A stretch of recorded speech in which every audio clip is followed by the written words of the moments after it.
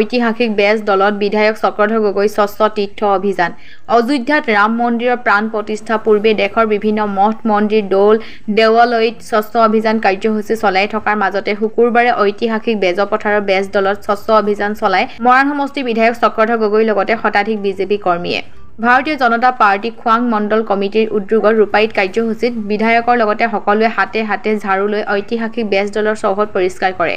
বিধায়ক চক্ৰধৰ গগৈয়ে এই কাৰ্যসূচীৰ যোগেদি অহা 22 জানুৱাৰীত প্ৰভু শ্ৰীৰামক সেৱা জনাই সকলোকে ঐতিহাসিক বেজ দলৰ লগতে নিজ গৃহত একোগছিকৈ বন্তি প্ৰজ্বলন কৰিবলৈ আহ্বান জনায়।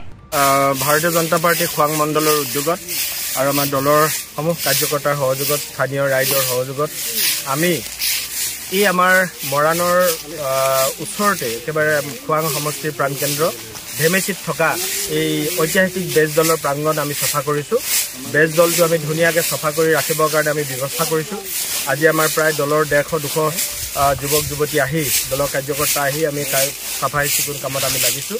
ইয়াৰ মূল উদ্দেশ্য হৈছে যে অহা 22 জানুৱাৰী তাৰিখে আমাৰ আৰাধ্য সনাতন হিন্দুসকলৰ আৰাধ্য দেৱতা প্ৰভু ৰামচন্দ্ৰজীৰ মূৰ্তি প্ৰতিষ্ঠা হ'ব, প্ৰাণ প্ৰতিষ্ঠা হ'ব। তাৰ উপলক্ষত আমি ইতিমধ্যে সমষ্টিৰ বিভিন্ন প্ৰান্তত এনেধৰণে থকা ঐতিহাসিক মঠ মন্দিৰবিলাক আমি চাফ চিকুণ কৰিছোঁ।